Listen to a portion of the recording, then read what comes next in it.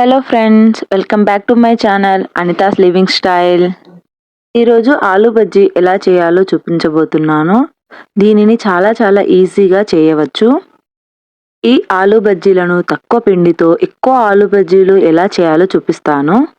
అలాగే చాలా రుచిగా కూడా వచ్చేలా చేసి చూపిస్తాను. ఈ ఆలు బజ్జీలు చేయడానికి ఆలుగడ్డలు ఇలా పెద్దగా ఉన్నవి తీసుకోండి. ఇలా పెద్దవి తీసుకుంటే బజ్జీలు బాగా వస్తాయి. ముందుగా నేను చూపిస్తున్నట్టుగా ఈ ఆలుగడ్డలపై ఉన్న పొట్టును తీసివేయాలి. ఇక్కడ నేను ఈ ఆలుగడ్డలను వాష్ చేయకుండానే పొట్టు తీస్తున్నాను. తర్వాత ఎలా వాష్ చేయాలో చూపిస్తాను. ఇక్కడ నేను చూపిస్తున్నట్టుగా ఈ ఆలుగడ్డపై ఉన్న పొట్టును ఇలా చెక్కు తీస్తున్నాను. ఇలా అన్ని ఆలుగడ్డలపై ఉన్న పొట్టును తీసి పెట్టుకోవాలి. ఇక్కడ నేను 4 ఆలుగడ్డలను పొట్టు తీసి పెట్టుకున్నాను. ఆలు ముక్కలు చేసుకోవడానికి మీ దగ్గర చిప్ స్లైసర్ లేకపోతే చాకుతో ఎలా కట్ చేసుకోవాలో చూపిస్తున్నాను. ఇలా మనం చాకుతో స్లోగా సన్నగా వచ్చేలా కట్ చేసుకోవాలి. దీనివల్ల అన్ని ఆలుగడ్డ ముక్కలు ఒకటే సైజులో వస్తాయి. ఒకవేళ లావుగా సన్నగా కట్ చేస్తే లావుగా ఉన్నవి ఆయిల్లో బాగా ఫ్రై అవ్వవు. అన్ని ఆలుగడ్డ ముక్కలు ఒకటే సైజులో కట్ చేస్తే ఆలు బజ్జీలు బాగా వస్తాయి. ఇలా అన్ని ఆలుగడ్డ ముక్కలను కట్ చేసుకోవాలి. ఇలా కట్ చేసిన ఈ ఆలు ముక్కలు నల్లగా అవ్వకుండా ఉండాలి అంటే కట్ చేసిన వెంటనే వాటర్లోకి తీసుకోవాలి. ఇలా ఈ ఆలుగడ్డ ముక్కలను వాటర్లోనికి తీసుకొని 1-2 సార్లు బాగా కడగాలి. వాటర్ అనేది వైట్గా వచ్చేంత వరకు బాగా కడగండి. దీనివల్ల ఆలుగడ్డల్లోని తేమ మొత్తం పోతుంది. సో ఇలా కడిగి వాటర్లోనే ఉంచి పక్కన పెట్టుకోండి.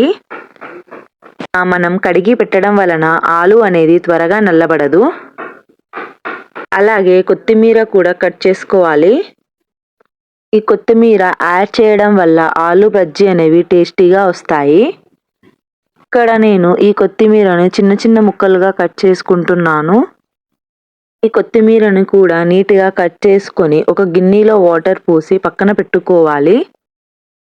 ముందుగా నేను ఈ శనగపిండిని జల్లెడ పడుతున్నాను.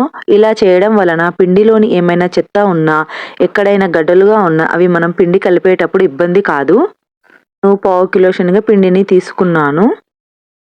ఆలు బజ్జీలు ఎక్కువ టైం వరకు క్రిస్పీగా ఉండాలంటే 1 టేబుల్ స్పూన్ బియ్యం పిండిని యాడ్ చేయండి. నేను ఈ బజ్జీ చేసే టైంకి బియ్యం పిండి లేకుండే, సో నేను అలాగే చేశాను. కొద్దిగా పసుపు అనేది మన ఇష్టం, వేయకపోయినా ఏమీ కాదు. అలాగే 2 టేబుల్ స్పూన్ కారం. దీనివల్ల ఆలు బజ్జీకి మంచి కలర్ వస్తుంది.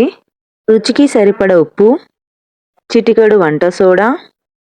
ఇలా మనం కొంచెమైనా వంట సోడా వేయాలి. మీకు వంట సోడా వేయడం ఇష్టం లేకపోతే 1 టేబుల్ స్పూన్ వేడి నూనెను వేసి అయినా బజ్జీలు చేయవచ్చు. స్పూన్ వాము నేను ఇక్కడ మ్యాష్ చేసి తీసుకుంటున్నాను. సన్నగా తరిగిన కొత్తిమీర. ఇలా ఒకసారి బాగా కలపాలి. కొద్దిగా అయినా సోడాను వేయాలి, ఎందుకంటే సోడా వేయడం వల్ల బజ్జీలు పొంగుతాయి, లేకపోతే అవి పొంగవు. మీకు నచ్చితే కొన్ని పచ్చిమిర్చి అండ్ అల్లం వెల్లుల్లి వేసి పేస్ట్ చేసుకుని వేసినా చాలా బాగుంటాయి. ఇలా కలిపాక కొద్దిగా వాటర్ వేసి గట్టి పిండిలా కలపండి. ఇలా కలిపాక ఆలు స్టఫింగ్కి సరిపడ నీళ్లను తీసుకుని బాగా కలపండి. మనం పిండిని గట్టిగా కలిపి ఆ తర్వాత జారుడుగా కలిపితే పిండి ముద్దలు లేకుండా చాలా ఈజీగా కలపవచ్చు.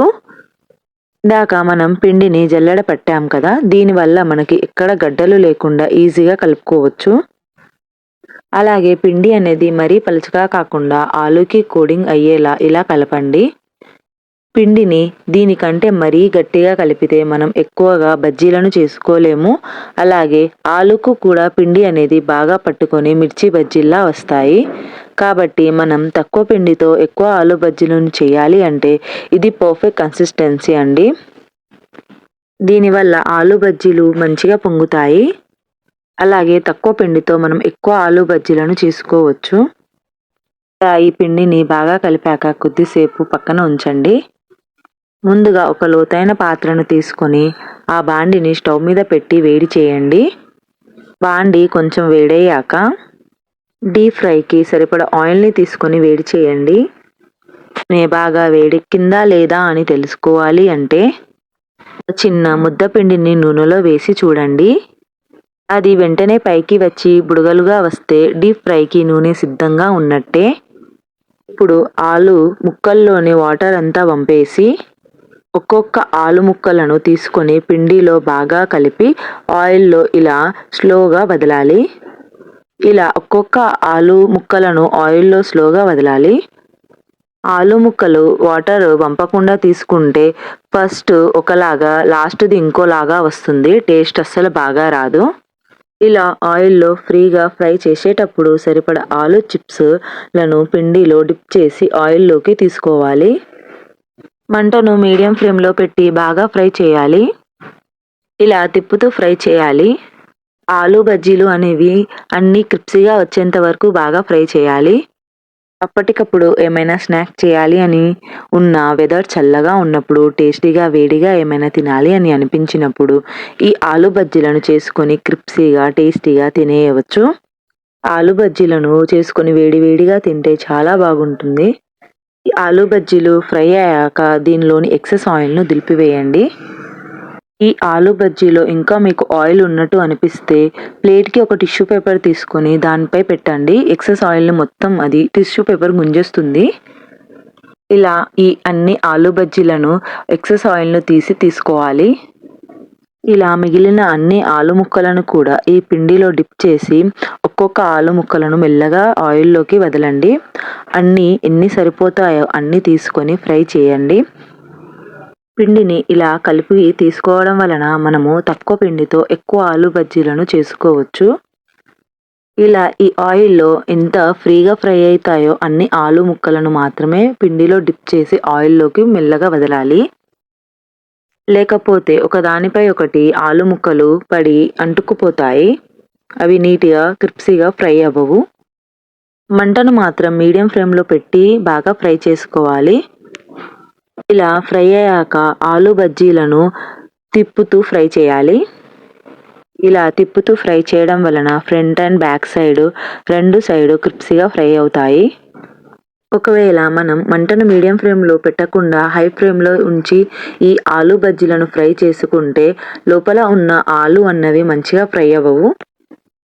లోపల ఉన్న ఆలు బాగా ఫ్రై అవ్వాలంటే మంటను మనం మీడియం ఫ్లేమ్‌లో ఉంచి బాగా ఫ్రై చేయాలి. ఈ ఆలు బజ్జీలు ఫ్రై అయ్యాక ఎక్సెస్ ఆయిల్‌ను దులిపివేసి తీసుకోవాలి.